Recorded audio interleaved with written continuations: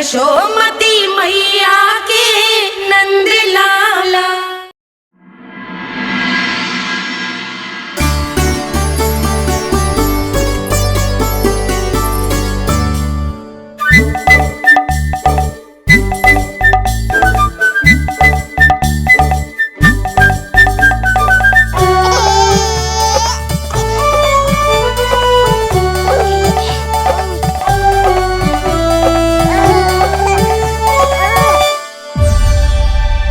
मैया, ये क्या किया?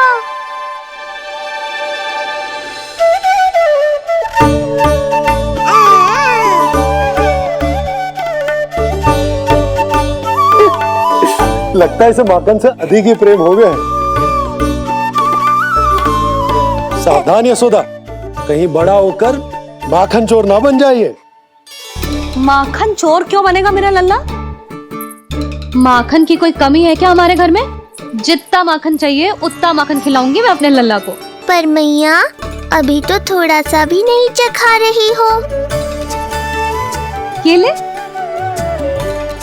लो, ये भी दाऊ को दे दिया। सुबह तो बोल रही थी कि मैं आपको प्रेम नहीं करता, उल्टा आप अपना सारा प्रेम बलदाऊ पर लुटा रही हो।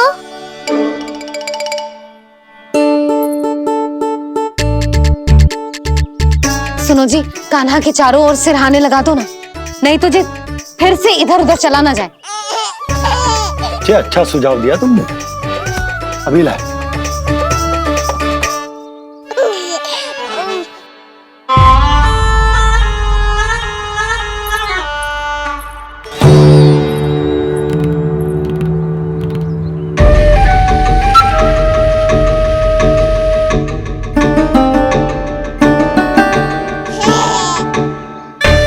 इस बालक का वध करके जब मैं मथुरा वापस लौटूंगा तो प्रभु कंस मुझे अपना विशेष विश्वास पात्र तो बनाएंगे ही, पर क्या पता प्रधानमंत्री भी बना दे। देवकी और वसुदेव अभी कहाँ हैं? अपनी संतानों के श्राद्ध के लिए ऋषि गर्ग के आश्रम जा रहे हैं। अब आप क्या करने वाले हैं महाराज? एक बार तो मैंने उन्हें प्राण दान दे दिया। बधाई हो कुंवर जी। अपनी पत्नी के प्राण बचाने में आप सफल हुए। दूसरी बार मैं उन्हें दंड देने निकला तो तुमने मुझे रोक दिया। बुद्धि बल का प्रयोग कीजिए स्वामी, शारीरिक बल की आवश्यकता नहीं। किंतु एक ही भूल को बार बार नहीं दोहराएगा कंस। मथुरा नरेश कंस के इस महल से वसुदेव और देवकी जीवित बाहर नहीं निकलेंगे, केवल उनके शव। कंस मामा, आप उनको छू भी नहीं सकते।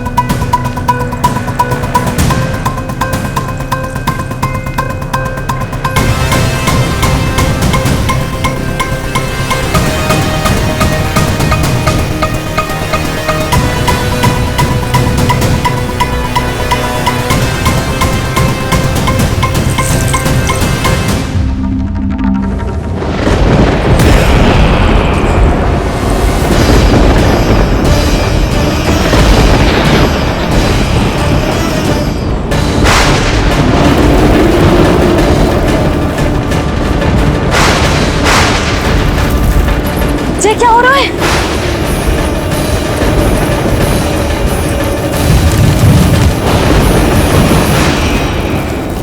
ये क्या हो रहा है?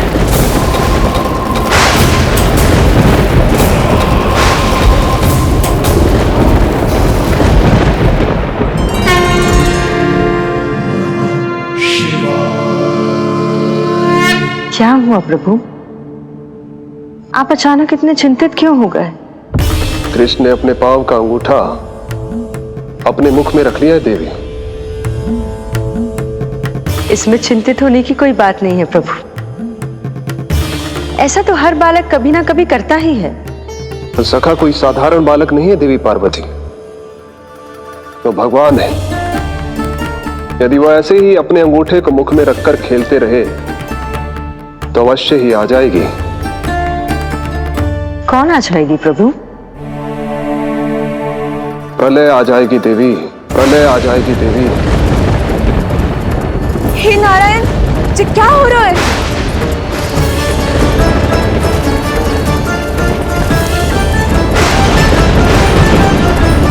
जी ऐसे लग रहा है जैसे दिन में ही रात्रि के समान अंधेरा छा गया हो। लगता है बहुत बड़ी आंधी आने वाली है।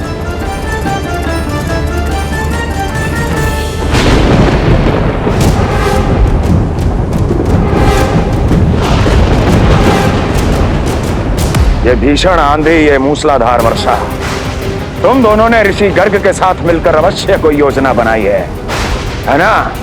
बोलो बोलो, क्या है वो योजना? बोलो।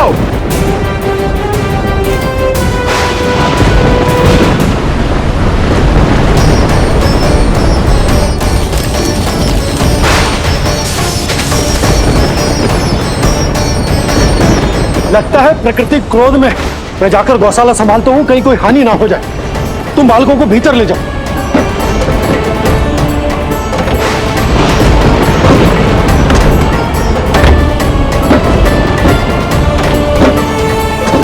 जी द्वार और झरोखे बंद करते हैं। हाँ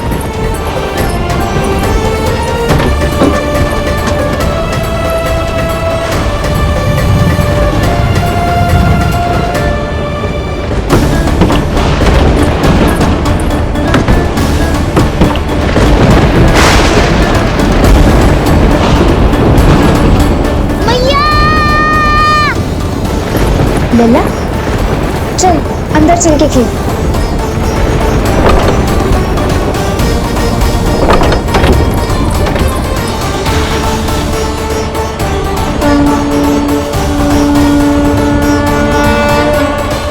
आपके सखा तो ध्यान निद्रा में चले गए हैं प्रभु। इनकी ये अंगूठा चूसने की सामान्य सी क्रिया का कितना घातक प्रभाव पड़ रहा है, इन्हें तो पता भी नहीं है। चाहे जानबूझकर की जाए या अनजाने में हो, सखा की हर लीला के पीछे कोई ना कोई उद्देश्य अवश्य छिपा होता है। पर ऐसा लगता है देवी जैसे उनकी इस लीला के पीछे एक नहीं अनेक उद्देश्य छिपे हैं।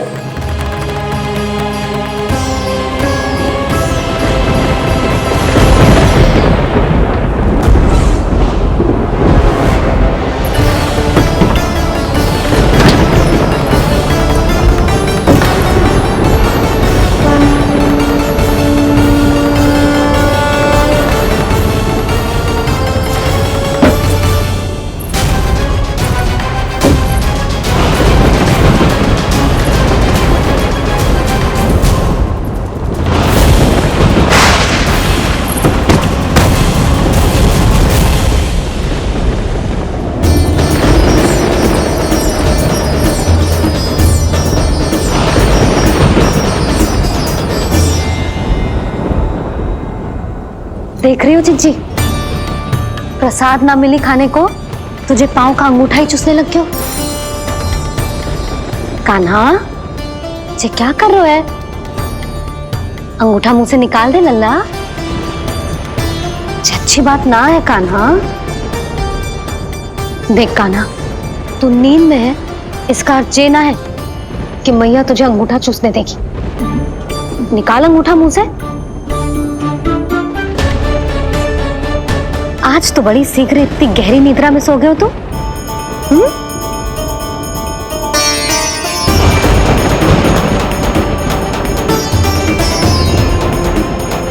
देख रही हो ना चिच्ची, अंगूठा मुंह से निकालने को तैयार ही ना जी।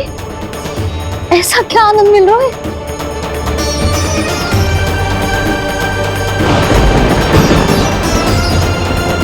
अधिक बल भी ना लगा सकती, अत्यधिक नींद में है, कहीं इसकी आंख ना खुल जाए। रानी भाभी, लगता है तीव्र वर्षा होने वाली है। मैं और भोला भैया के साथ अगले निकल रहे हैं। हो सकता है उन्हें हमारी आवश्यकता हो। हाँ हाँ चलो बोला। चिच्ची, तीव्र वर्षा आरंभ होने से पहले आप और बरदाऊ निकल जाओ। ठीक है, किंतु तुम भी सतर्क रहना। हाँ, आप भी ध्यान से जाओ।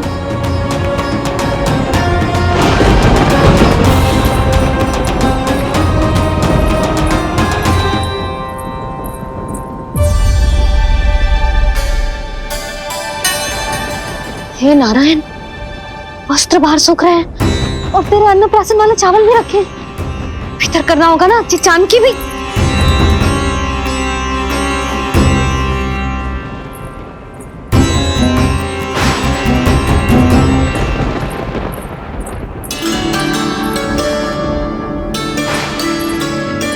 लल्ला, वैसे जी बहुत बुरी बात है। अंगूठा मुंह से बाहर निकाल। केवल 2 दिवस में तेरा अन्नप्राशन है, फिर सब खाइयो। तनिक धैर्य रख। गुड़ तू। प्रभु, स्वयं कृष्ण की मैया इनका अंगूठा नहीं निकाल पाई, तो अब और कौन निकालेगा? कैसे रुकेगी ये प्रलय? इसका एक ही अर्थ है देवी, अभी लीला समाप्त होने का समय नहीं हुआ। अभी तो कहना तो ये चाहिए कि लीला अभी पूरी तरह से आरंभ ही नहीं हुई है।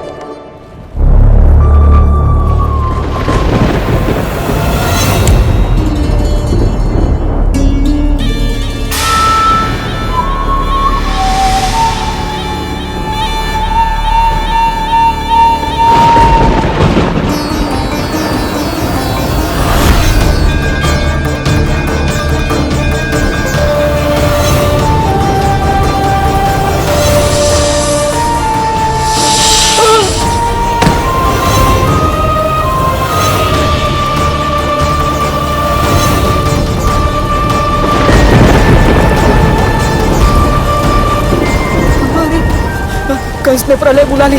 कंस ने प्रलय बुला ली।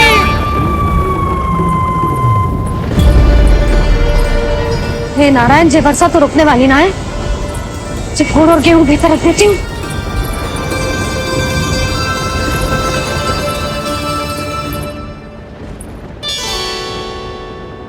जे देख रहे हो गुड़, जे तेरे अन्नप्राशन के पकवानों के लिए ही है। कैसे कैसे करके बचा के लाई हूँ, कुछ पता भी है तुझे? और तू है कि जे अंगूठा ही चूसे जा रहा है। हाँ नहीं तो।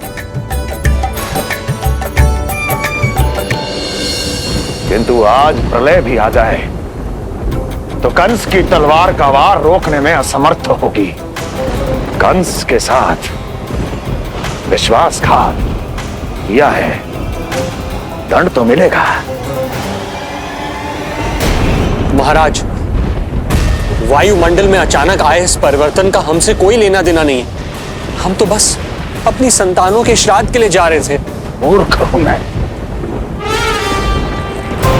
मूर्ख हूं मैं। कंस एक मूर्ख है, मूर्ख हूं मैं। अब अच्छी तरह जानता हूं मैं, श्राद्ध केवल एक बहाना है।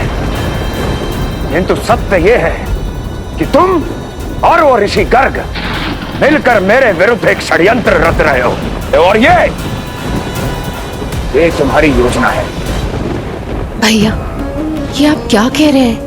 कैसा षड्यंत्र, कैसी योजना? हम तो केवल श्राद्ध के लिए गए थे। बहुत अवसर दिए मैंने तुम दोनों को, किंतु तुमने बार बार बार बार बार बार मुझे मूर्ख बनाया। इसलिए अब मैं अवसर दूंगा अपनी इस तलवार को।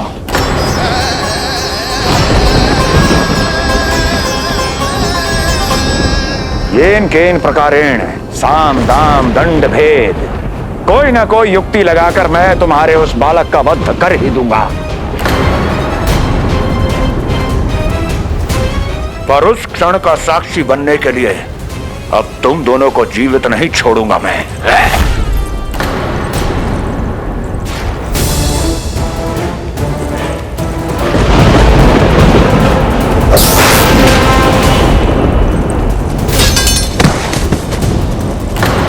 स्वामी,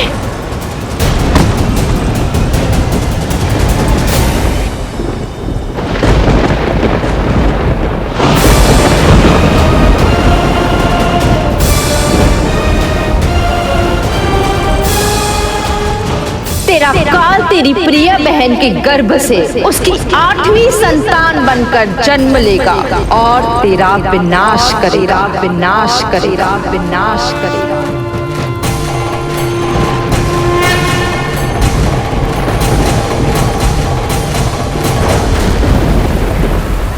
प्रलय आने वाली है, प्रलय आने वाली है, प्रलय आने वाली है।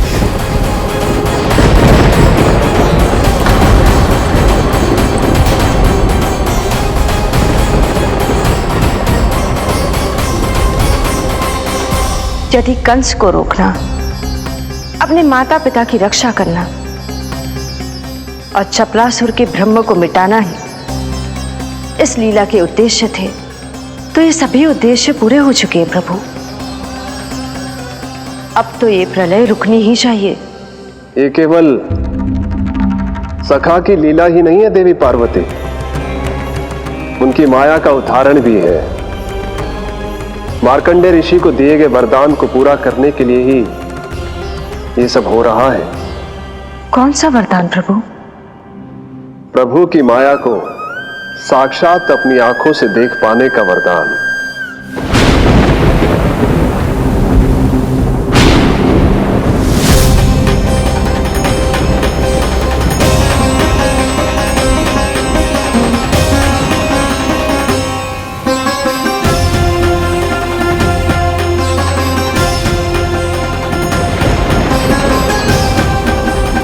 हे नारायण, क्या ये प्रलय है? क्या संसार समाप्त हो रहा है? तो फिर मुझे मिले इस जीवन का क्या अर्थ है?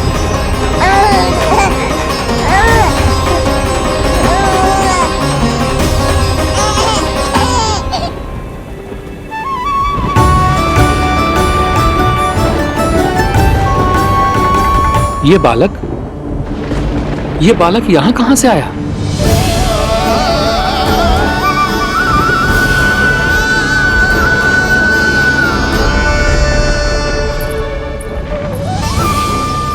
सोते हुए कितना निर्दोष लगता है जी। चारों ओर जल ही जल है, सब कुछ प्रलय में नष्ट हो रहा है, किंतु ये कितना निश्चिंत है ये। परंतु ये अद्भुत बालक है कौन?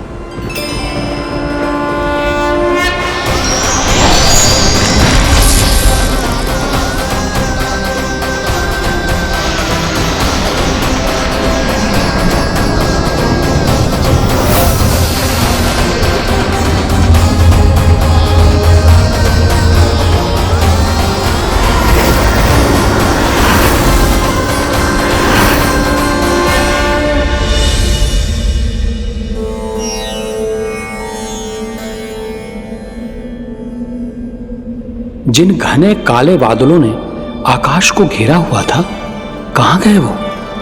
यहां तो प्रलय का कोई चिन्ह ही नहीं है।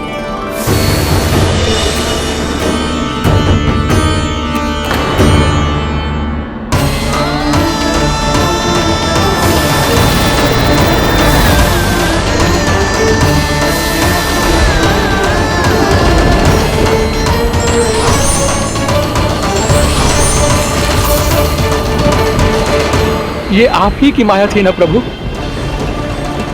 मुझे इसका साक्षी बनाने के लिए आपका बहुत बहुत धन्यवाद। परंतु इसका अर्थ क्या है प्रभु?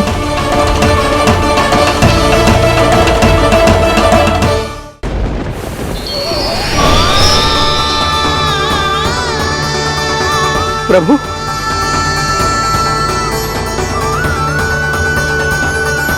इसका अर्थ ये है कि ये मानव संसार वट वृक्ष पर स्थित है और मानवों का जीवन काल वट वृक्ष के पत्ते पर विश्राम करती एक जल की बूंद के समान होता है।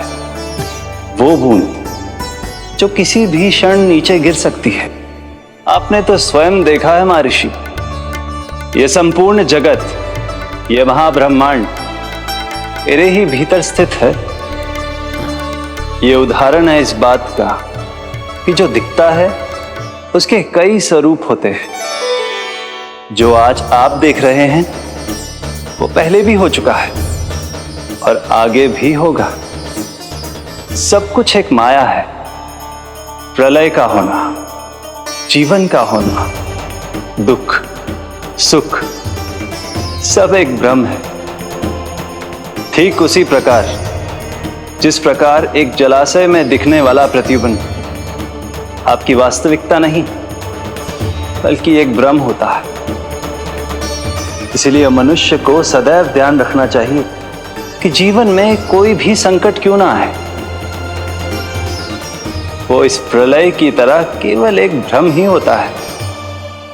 ऐसे समय में जो संकट के सामने झुक जाते हैं या अधर्म का साथ देते हैं, वह स्वयं को उस भ्रम रूपी प्रलय में डुबोकर नष्ट कर लेते हैं।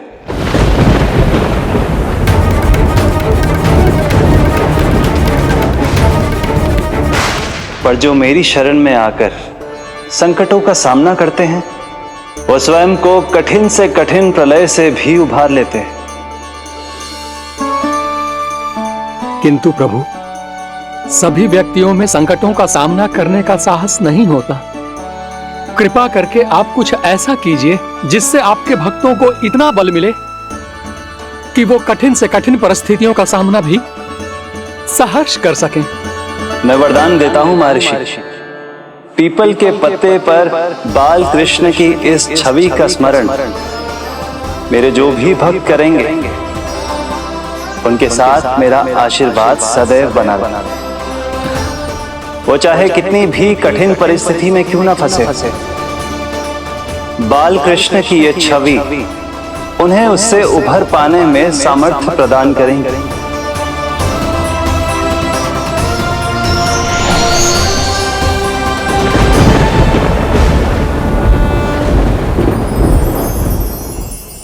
अद्भुत! तो ये कोई साधारण लीला या भ्रम नहीं था, मानव मात्र को नारायण से मिला वरदान था ये। पर अब क्या होगा प्रभु?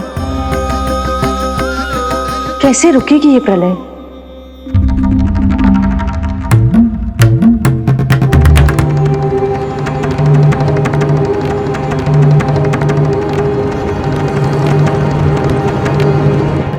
क्या सोच रहे हैं प्रभु?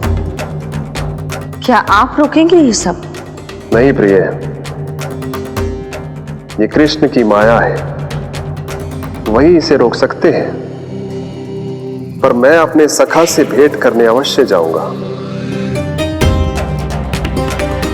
पर पिछली बार की तरह बिना उपहार लिए नहीं।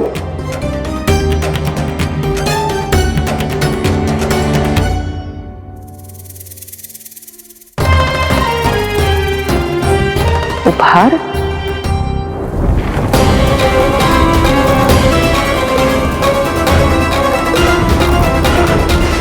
आप तो प्रलय का भी सामना करने के लिए तैयार थे ना भैया?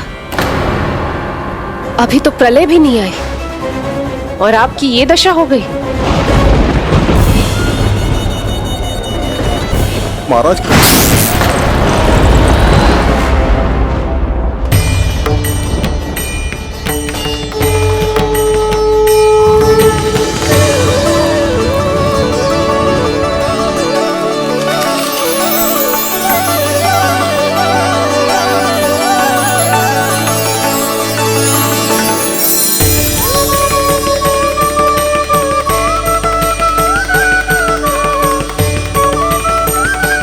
महादेव, आप उपहार में ये निष्प्राण वस्तु देंगे अपने सखा को?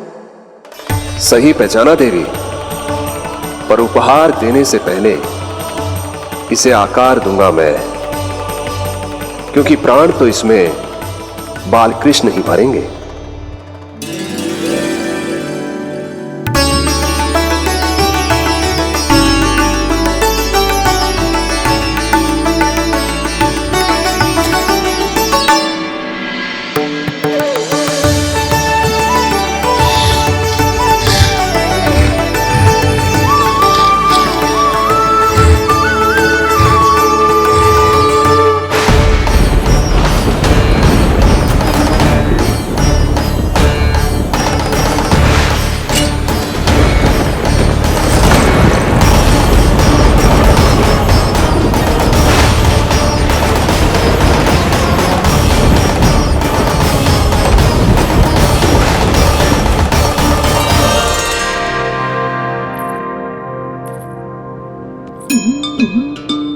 मुरली, बस उन्हें मेरा उपहार अच्छा लगे। यदि यशोदा मैया ने आपको अपने सखा से मिलने से फिर से रोक दिया तो? इस बार चुपचाप छिपकर उनकी दृष्टि से बचकर जाऊंगा देवी पार्वती, उन्हें पता ही नहीं चलने दूंगा।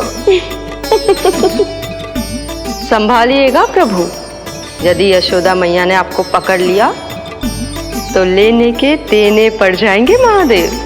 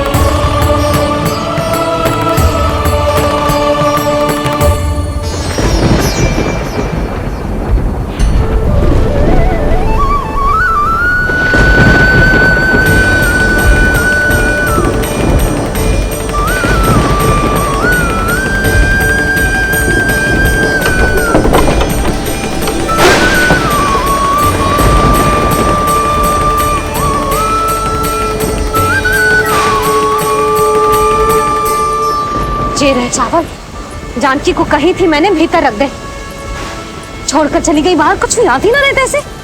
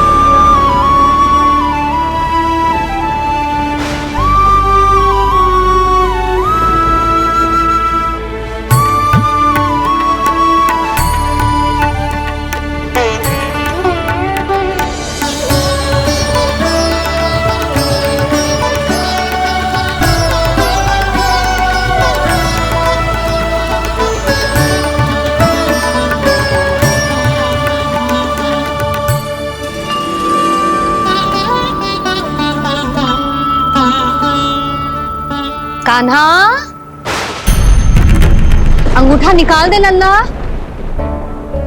नहीं तो रुक जा, मुझे ही अंगूठा निकालना पड़ेगा तेरा। पूरे वस्त्र भीग गए मेरे, कहीं मेरे कारण इसका श्वास न बिगड़ जाए। वस्त्र बदल के आ रही है मैया।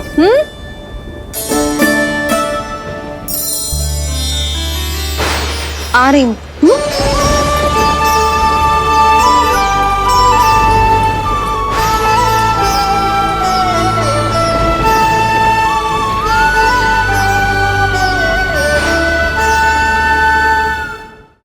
शासन की नींव भय होती है महाराज, और आपका पूरा साम्राज्य भय पर ही टिका हुआ है।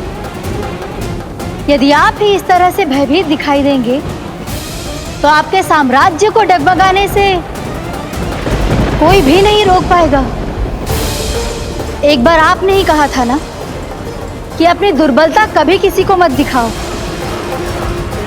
प्रजा को भयभीत कंस नहीं, भयानक कंस दिखना चाहिए, भयानक कंस। अब आप ये सिद्ध कर दीजिए कि भय आपके शत्रु का नहीं, आपका शस्त्र है।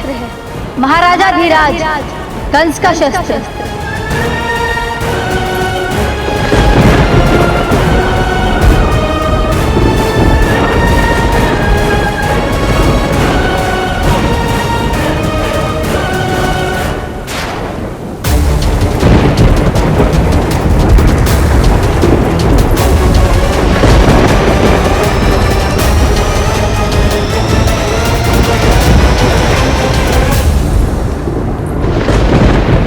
उससे क्या भयभीत होना जो स्वयं भयभीत हो, उससे क्या भयभीत होना जो स्वयं भयभीत हो।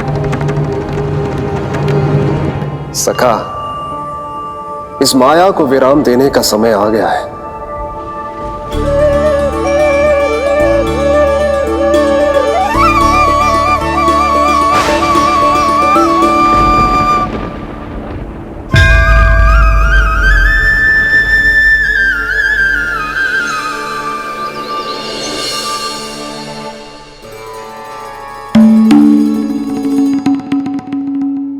सभी आपके चरण धोकर उसका चरणामृत पीते हैं सखा, और आपने उसी चरण को अपने मुख में रख लिया। यही तो सखा, मैं इस तथ्य से चकित था, इसलिए सोचा एक बार अपने चरणामृत का स्वाद स्वयं भी चख ही लिया जाए। अब जो उपहार लाए हैं वो शीघ्र ही दे दीजिए। कहीं मैया ने आपको देख लिया तो आपको तो अनुभव है वो क्या क्या करने में सक्षम है। आपसे कुछ भी छुपाया नहीं जा सकता सखा।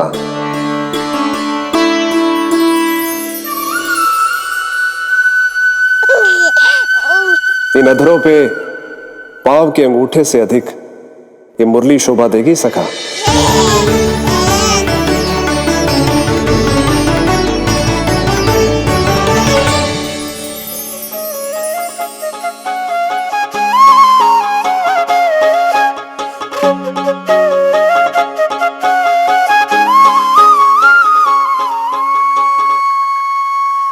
प्राण दे मोहे हाथ लगा के, हुई अमर स्पर्श जो पाके, काठी को जीवनमय कर दिया, मधुर हो गई सारी। मन प्रसन्न मेरा तन प्रसन्न, प्रभु आज से मुरली हुई है तुम्हारी। मन प्रसन्न मेरा तन प्रसन्न, प्रभु आज से मुरली हुई है तुम्हारी।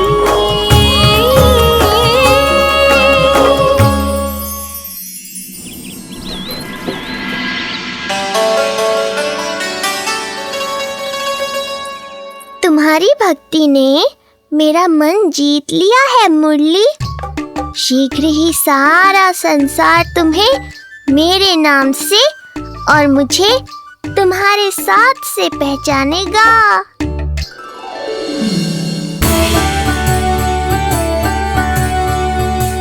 प्रभु, मेरे प्रभु, इस अनमोल भेंट के लिए आपका बहुत बहुत धन्यवाद सखा।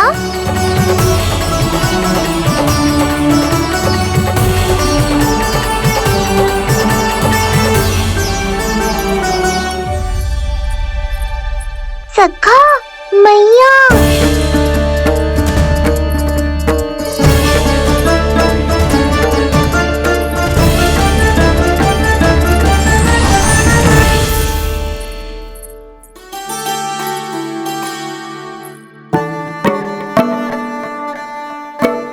अच्छा जी, तो तूने अपना अंगूठा मुंह से निकाल ही दियो। बड़ा उपकार कियो अपनी मैया पे।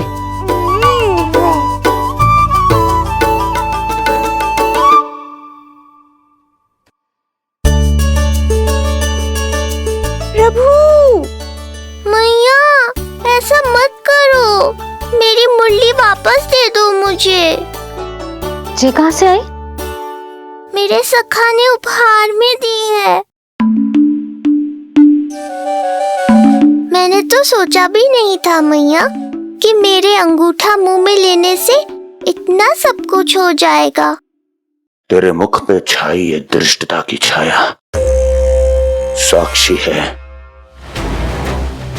ये जो भी हुआ, ये तुम दोनों, उस ऋषि गर्ग और तुम्हारे उस पुत्र का किया धरा है, जिसे तुमने मुझसे छुपा रखा है। जो स्वयं दूसरों का बुरा करते हैं, उन्हें सदैव यही लगता है कि उनके पीठ के पीछे उनके विरुद्ध कोई न कोई षड्यंत्र हो रहा है। मुझे तनिक भर भयभीत देखकर इतना साहस आ गया तुझमें कि मुझे प्रति उत्तर देगी। लगता है तुम दोनों महाराज की तलवार के वार को भूल चुके हो। स्मरण करो, इतने वर्षों में इसने एक बार भी तुम्हें छुआ तक नहीं, लेकिन अनेकों बार तुम्हारे हृदय को रक्त रंजित कर चुकी है ये। मेरी इस तलवार ने तुम दोनों की 6 संतानों का रक्त चखा है, और अब एक और संतान के रक्त में स्नान करने वाली है ये। वो संतान जो गोकुल में पल रही है। बस कंस भैया बस, बस कंस भैया बस, बस कंस भैया बस।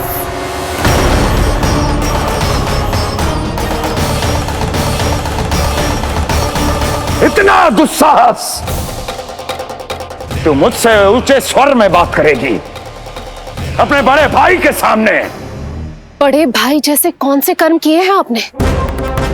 और अब जो कुकर्म करने की आप सोच रहे हैं, उसमें भी असफल होंगे आप। देवकी! नहीं स्वामी, आज मत रोकिए मुझे। बहुत सह चुके हैं हम, आप मौन रह लिए, परंतु आज इन्हें सत्य का पता चलना ही चाहिए। भैया, आपको क्या लगता है आप बहुत शक्तिशाली हैं, तो अपना भाग्य बदल सकते हैं? आप भगवान विष्णु का सामना कर सकते हैं। ये भ्रम राक्षस राज रावण को भी था, और यही भ्रम स्वयं को भगवान समझने वाले हिरण्यकश्यप को भी था। पर ना रावण के 10 शीश बचे और ना ही हिरण्यकश्यप का अस्तित्व। पेट चीर के उनके प्राण निकाल लिए थे भगवान ने। तो सोचिए भैया, आपकी क्या दशा करेंगे वो? मैं आज तक ये बात समझ नहीं पाई कि ये आपका अभिमान है या अज्ञान, जो आप भगवान विष्णु का सामना करने चले हैं। देवकी! इस क्रोध का आप कोई लाभ नहीं है भैया। अब तक मैं व्यर्थ ही आपसे भयभीत होती रही, परंतु अब और नहीं। जब हमारी रक्षा स्वयं भगवान विष्णु कर रहे हैं, तो फिर आपसे कैसा भय? जब हमारी रक्षा स्वयं भगवान विष्णु कर रहे हैं, तो फिर आपसे कैसा भय? तू क्यों मुस्कुरा रहा है? अब जे मत ही सोचना कि मैया फिर से अंगूठा चूसने देगी तुझे। अब उसकी आवश्यकता ही नहीं पड़ेगी मैया। पहले आकाशवाणी से सुना था, आज मैं दोहराती हूं। आपकी मृत्यु भगवान विष्णु के अवतार द्वारा ही होगी। आपकी मृत्यु भगवान विष्णु के अवतार द्वारा ही होगी। आपकी मृत्यु भगवान विष्णु के अवतार द्वारा ही होगी।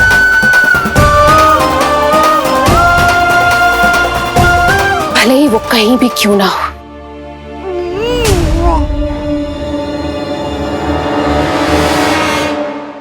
चाहे वो कहीं भी क्यों ना हो, मैं जानता हूं वो कहां है। देवकी, तूने बहुत बड़ी भूल कर दी मुझे चुनौती देकर। मैं चाहूं तो अभी इसी क्षण तुम दोनों का वध कर दूं,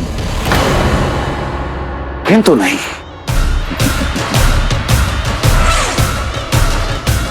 तुम्हें श्राद्ध करना बहुत प्रिय है ना? तो ठीक है, तो अब मैं तुम दोनों का वध तभी करूंगा जब तुम दोनों अपनी 8 संतानों का श्राद्ध एक साथ कर चुके होगे।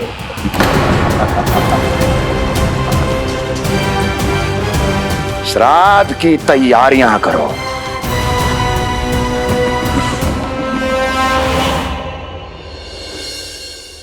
मैया अन्नपूर्णा की कृपा से आज अन्नप्राशन के सभी कर्मकांड अच्छे से हो जाए, भोजन स्वादिष्ट बने और मेरे कान्हा को प्रिय लगे।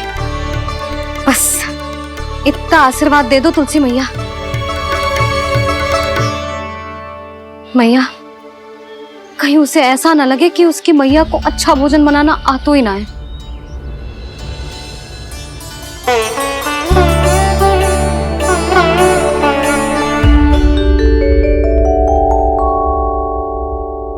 वाह मैया, इतने दिन तक तो कुछ खाने को दिया नहीं, और अब जब खाने का अवसर आया है तो व्यग्र हो रही हो। मेरे बारे में भी तो कुछ सोचिए प्रभु, 2 दिन से यहीं अटकी हूँ। अटकी नहीं हो मुरली, तुम तो लटकी हो। प्रभु। हाँ हाँ मुरली, मुझे भी तुम्हारा साथ चाहिए, पर क्या करूं? मैया ने तुम्हें मेरी पहुंच से बहुत ऊपर लटकाया है। पर प्रभु, मैं अब तक पहुंचूं कैसे?